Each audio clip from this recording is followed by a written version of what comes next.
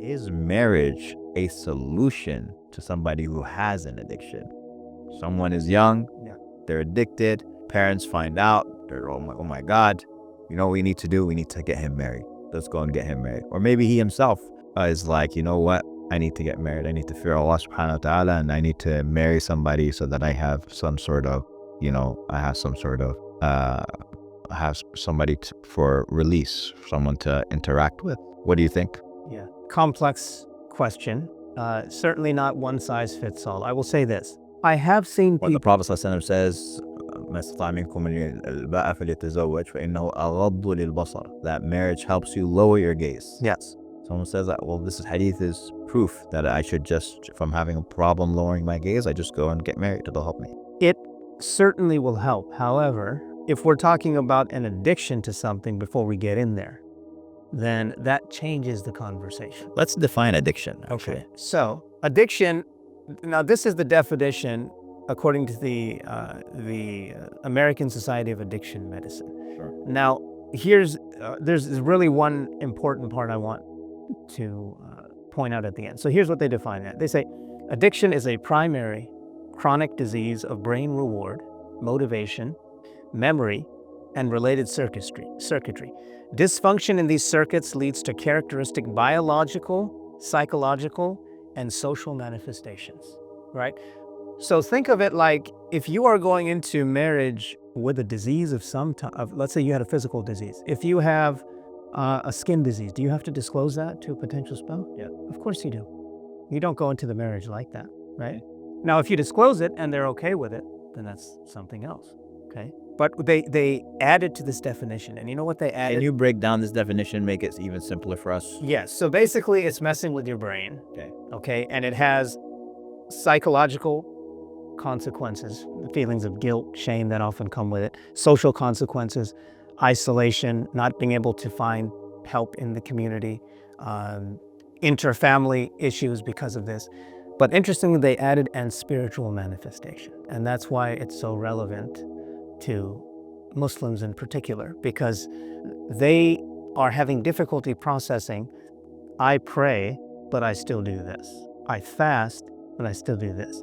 Well, because you have this disease which needs a cure and a treatment. Yeah, but how do you know it's an addiction? I could imagine, for example, anybody who commits any sin is going to feel some sort of guilt or shame about it. Yes. That doesn't mean they're addicted to it. Absolutely not. So, you know what's interesting is we find that people who are more religiously inclined tend to call everything an addiction. So again, and I'm not saying it's right, but they will, let's say they watched something for like 2 minutes 6 months ago and never watched, man, I think I'm addicted, right? So they tend to overuse this word addiction, which I think psychs people out. Well, that's I guess the question I'm asking, like, how do you define it? Is it like something that a person has to do every day, then it becomes an addiction? Is it something like, I remember hearing once that, it might have been from you, probably from you, that and one of the ways to gauge that it's an addiction is if it impedes on like your work. It's like a person, whereas normally they would be productive, they would go and they'd go to work, they'd go and go to school. This thing is interfering with the things that they know they should be doing in their life, taking care of their family, taking care of their kids, and they don't have the choice necessarily to be doing whatever it is that they're doing. So like that becomes, okay, that's clear, that's an addiction. Like, I guess I'm just still looking for clarity with regards to what is it.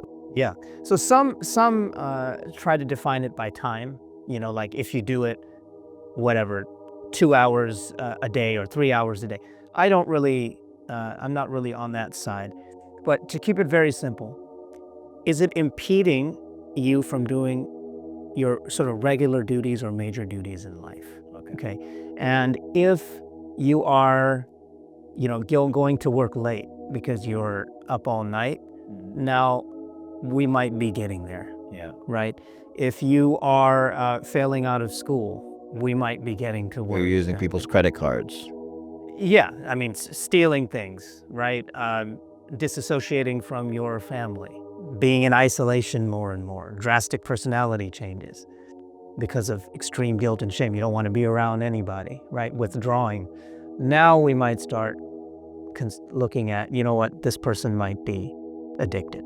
Oh, I guess when you tie the extreme guilt and change to personality changes, like it becomes much clearer. Like you don't see yourself as being the same because of the guilt and the shame. Correct. So we will have instances, and I've seen that somebody like very active in the community, for example, right?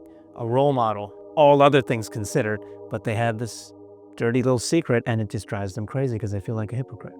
And this makes it more complex for like religious Muslims because they, hypocrisy is not somewhere where we want to be, but that's what they feel, that they are hypocrites because they have this little thing going on.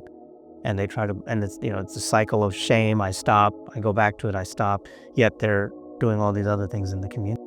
So with your doctorate in addiction and your Sharia background and your experience being an imam, are they a hypocrite? I tend to err on the side of being more empathetic, and I don't think they're hypocrites. Is that what we should do as a community? Be more empathetic?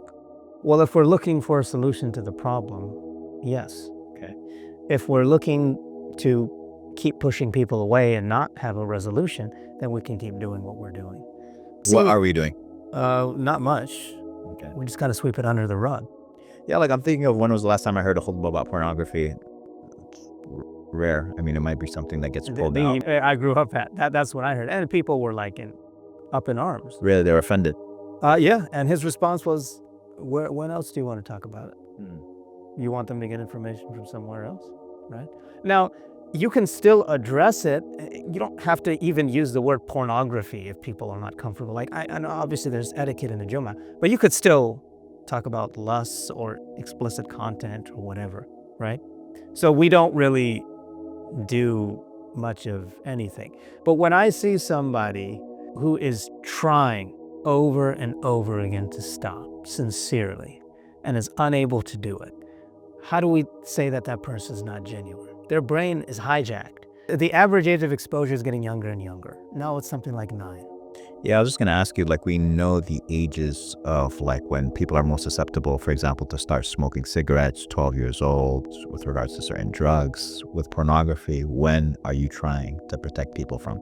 Really, the younger, the better, because a lot of it sometimes is accidental exposure, right? I read once that, like 50% of American kids have seen their first explicit image by the age of 7. This was years ago, so it's probably gotten earlier. Yeah, it's probably gotten earlier. Yeah.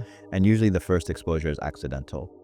Often it can be. Yeah, it's unintended. Or it's like some other kid comes and shows them something, surprises them. But it's jarring, and usually that first image they don't forget. Right. And so now so they don't even know what any of this stuff is. Yeah. They don't know what intimacy is. They don't know what that act is. Now you got this in your brain, you're 8 years old. Now fast forward to 28, and now you're in the world, and now you're trying to get married as many 28-year-olds.